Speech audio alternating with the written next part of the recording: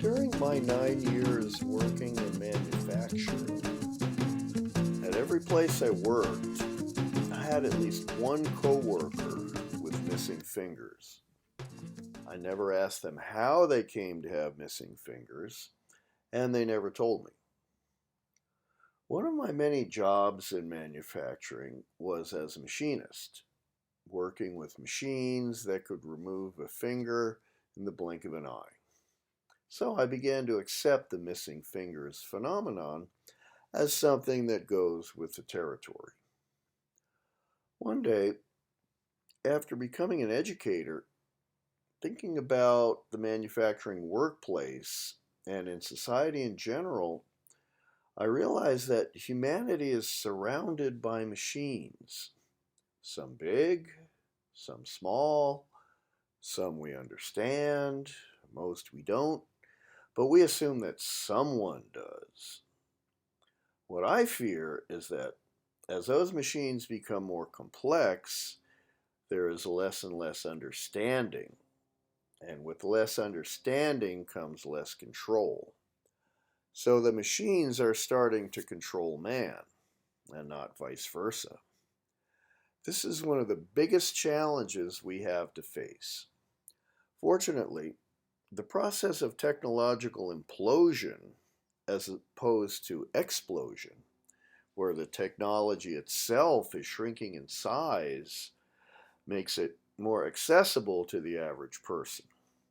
Now the average person holds the world's most sophisticated technology in their hands, literally.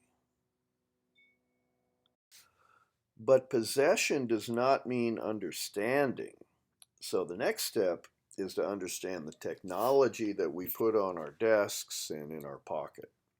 The analogy of the car is a good one to understand modern technology. A person can drive a car perfectly well to get wherever they need to go without knowing one thing about how a car works. The same with technology. We have a wonderful opportunity to teach young people how their technology works. They have it already. Now we just have to explain to them what they already have. When this is done successfully, it leads to that wonderful thing called empowerment, which will overcome fear, gender, and racial discrimination, negative socialization, self-esteem issues, and all the other things that hold young people back. When empowerment is a habit and a routine and something they acquire every day, they develop an empowering worldview, which is what we are focused on every day at the Border Education Project. So, in the big picture theoretical sense, the Border Education Project is meant to restore the balance in the struggle of man versus machine. But it's not so much a struggle between man and machine, but a battle between mankind and the people who understand and control the machines for their selfish ends. This struggle should not have a winner or loser, but society needs to balance the scales between the two. The Border Education Project sees 21st education as a three-legged stool. This can be better understood by referring to the three-way Venn diagram. The three legs are the three subjects of engineering, language, and music arts. Engineering will be taught using the mechatronics model, where students are taught the basics of mechanics, machining, and electronics. The necessary amounts of science and mathematics will be taught to achieve competence in these areas. Languages taught will be English and Spanish concurrently, using the dual immersion method, focusing on the thousands of English-Spanish cognates and the common underlying proficiency approach between two similar languages. However, each country could adopt two prevailing languages in their own countries to study under the dual immersion model.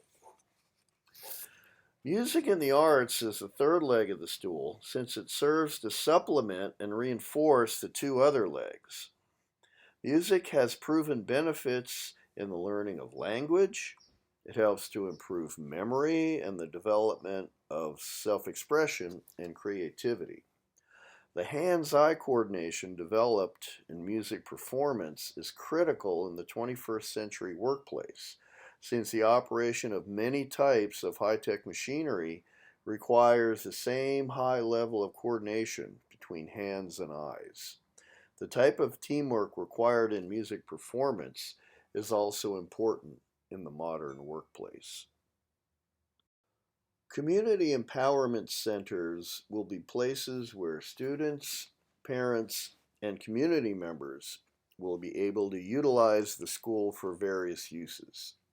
Students will be able to take their electronics, computers, metalworking, and woodworking skills to build products and structures to benefit the community and perform mechanical or electronic repairs on products that their friends, family, or community members need fixed. This teaches the students repair skills and allows the family or community to continue to use something that they otherwise would have thrown away and would have to replace. The school, since 1/3 of it is music and the arts, can be used to stage plays or music performances or to watch educational, entertaining movies. Above all, it brings empowerment. When students can build or fix things for their family and community, that empowers them. When parents see their children developing the ability to build or fix things for their community, that empowers them. When a community can build and fix things for themselves and not have to rely on the government or corporations, that empowers that community. Man versus machine is an old concept that will be covered in another part of this presentation. A huge underserved market in our educational system is the education of future machinists. Machinists require good math skills and skill with their hands and can make very good money with no college education required. Ever since schools got rid of metal shops several decades ago, America has had a severe shortage of machinists and had to import them from other countries. A properly updated and modernized machine shop program could have nationwide appeal. A full understanding of the technology and the educational process is critical to this, and we have it at the Border Education Project. A word about manufacturing is in order here. In the U.S., there has developed a stereotype of manufacturing as something that we no longer do in this country, and that it is dirty, polluting, and mind-deadening work that is better left to poor people in sweatshops in third world countries, or that factories are completely automated and no longer require the employment of human beings. We must start preparing our workforce for the new manufacturing environment. These are not just for the top 25% of the student population that will train to be engineers and scientists, but also for the bottom 50% with specific skills in metalworking and electronics that the Border Education Project can provide. Our activities in Mexico will be similar to those in the U.S. Like the U.S., the Mexican educational system is based on a 19th century model.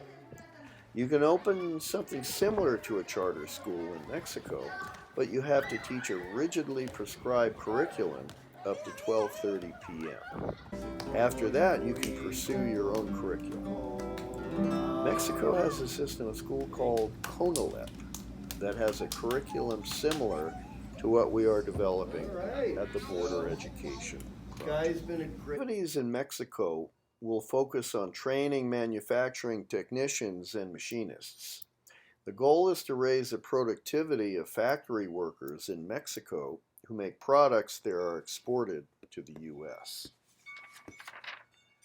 This will provide two benefits. One, lower priced and higher quality products in the U.S. And two, higher wages and standards of living in Mexico that will help to eliminate the root causes of illegal immigration to the U.S.